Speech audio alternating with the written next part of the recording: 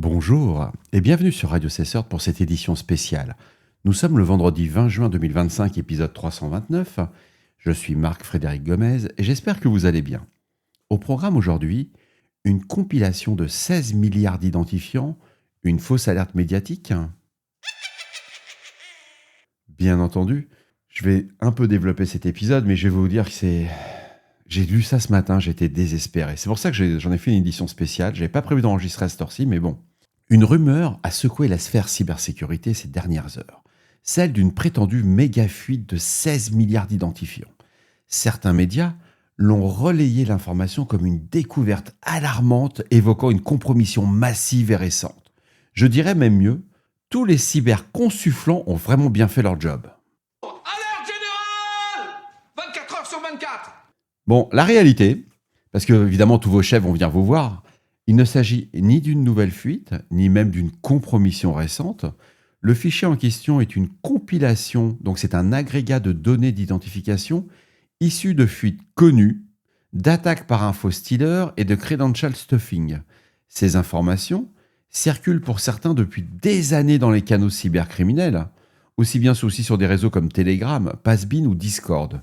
Le format observé, c'est des logs d'infostealers structurés en URL, username, password.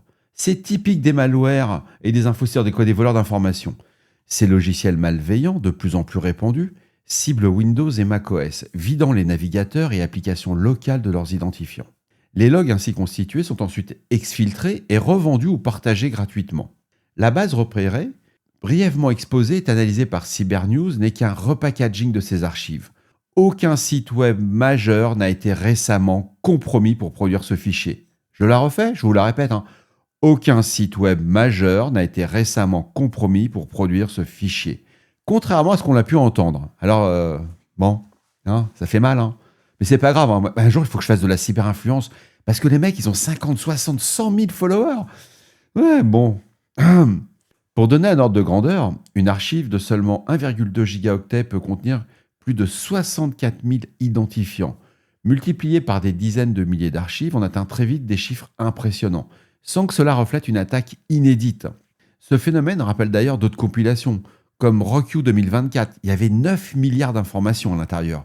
Collect One, qui regroupait déjà plus de 22 millions de mots de passe uniques. Ce que moi j'en retiens, et ce que je partage avec vous, c'est qu'aucun incident de sécurité récent n'a été détecté derrière cette annonce. Alors, si j'ai vu un truc, j'ai vu des cyberinfluenceurs qui disaient « Je vais passer toute ma nuit à changer mes mots de passe ». Non, ok mon gars, c'est bon, tu t'es... Moi quand je lis ça, je me dis « Non, je suis parti, j'ai pleuré. J'étais me coucher quand j'ai vu ça ». Cette compilation n'apporte aucune donnée nouvelle sur les fuites. L'impact opérationnel doit être relativisé. Même si la volumétrie peut impressionner, il faut bien se rendre compte qu'aujourd'hui, quand on commence à stocker plus de 1 Tera, 2 Tera, voire une dizaine de Tera d'informations, on a des problèmes d'espace de stockage. Ce qui n'est plus tout le cas. Aujourd'hui, les disques de 10 Tera, c'est courant. C'est facile à obtenir. Et pour nous, on va dire pseudo-professionnels de la cybersécurité, donc les CERT, les équipes SOC, les RSSI, les CISO, ça souligne pour nous encore une nouvelle fois, c'est une nécessité d'une détection proactive des infostealers. Luma, Redline, Raycon, l'importance du threat hunting sur les logs volés, notamment pour repérer les connexions entrantes suspectes avec des identifiants compromis. La validation continue de l'exposition d'identifiants via des services comme I Have Been Pwned, c'est vraiment quelque chose qui est simple. Vous prenez un abonnement sur I Have Been Pwned ou pas si vous êtes un particulier, vous mettez votre adresse et vous allez voir si vous êtes dedans. Et vous allez constater que vous êtes toujours sur des leaks qui datent de plusieurs années. Moi, mes adresses perso, elles sont sur Deezer. Deezer, quand ça a fuité, je l'ai toujours. Bon, maintenant, c'est plus du tout le même mot de passe, c'est plus du tout la même chose. Mais mon adresse email a fuité. Bon, c'est pas pour ça que j'ai pas à aller me coucher le soir et me dire « Oh, mon Dieu, faut que je change mon mot de passe !» Bon, bienveillance, Johan, je sais, j'y pense. La promotion d'une hygiène stricte des mots de passe, alors, oui, je l'ai mis, parce que avoir un mot de passe unique, déjà par service, fort, au minimum une vingtaine de caractères, géré via un gestionnaire, que vous ayez un KeePass, un Vault, etc., mais de la 2FA activée au minimum, et on évite le SMS. La 2FA par SMS veut dire vous rentrez votre mot de passe et après on vous envoie un SMS avec un code.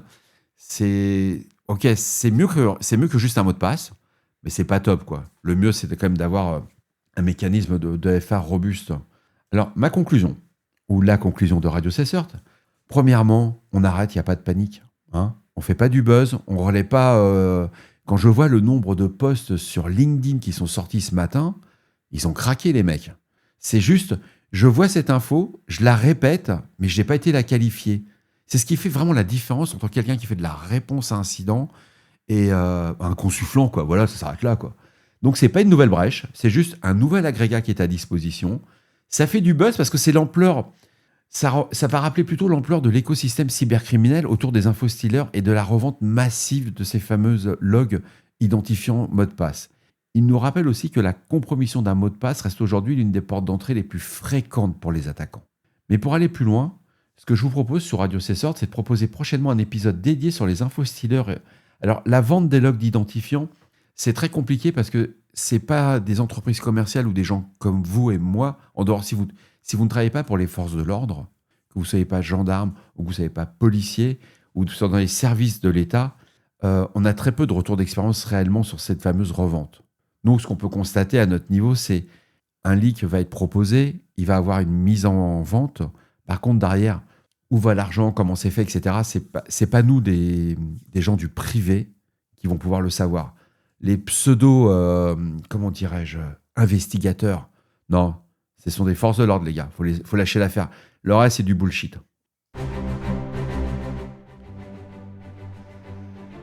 Et voilà, c'est la fin de cette édition spéciale de Radio C-Sort du vendredi 20 juin 2025. Du vendredi 20, ouais, on est vendredi 20, ouais. Comme vous pouvez le constater, il a été fait avec bienveillance.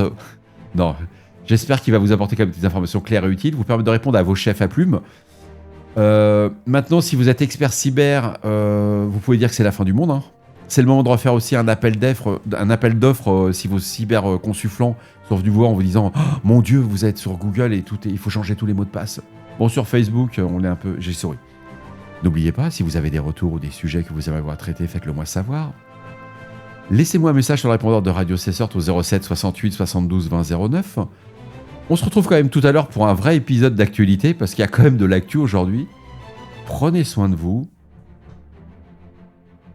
D'ici là, restez vigilants, surveillez vos systèmes, et surtout, on ne réfléchit pas, on patch et on évite de copier les bêtises des cyberinfluenceurs. Bon, je vous souhaite quand même une très belle et agréable journée parce qu'il va faire beau. Quand je pense que cette info va même pas faire 5 likes, alors que si j'aurais annoncé la fin du monde comme tout le monde, j'aurais fait 100 000 likes, j'aurais buzzé, je serais à 25 000 quand je vois les trucs. 25 000 followers, non, je suis désolé. Je vais rester factuel encore une nouvelle fois. Alors sur quoi je me suis appuyé quand même pour faire cette... comment dirais-je, cette édition spéciale. Je me suis appuyé sur Blipping, sur I Have Been Pwned, j'ai discuté un peu avec Troy aussi. Donc j'ai vraiment... j'étais gratté de l'info, quoi. Et ça fait... je vois ça depuis déjà 2 jours. Au début, j'avais un petit doute. Et non, c'est que de l'agrégat. Quand on a pris aussi l'échantillonnage, il n'y a rien de nouveau, quoi. Mais c'est fou comment on a besoin de faire du buzz pour faire croire qu'on est quelqu'un d'influent. Ça, c'est un truc, ça me rend dingue, quoi. Faudrait que je le fasse. C'est pour ça que je vais faire la vidéo. Moi, je suis sûr, il faut que je le trouve. Entre le chien, la perruque, j'ai trouvé un truc. On va se marrer. Bon, soyons sérieux. À tout à l'heure. Passez une très belle journée. On prépare notre week-end. Et pour ceux que je vais voir, je vous parlerai la semaine prochaine. Je serai dans le nord de l'Europe avec beaucoup de mes confrères. On va s'éclater. On va faire quelques épisodes avec la petite sirène. Au revoir.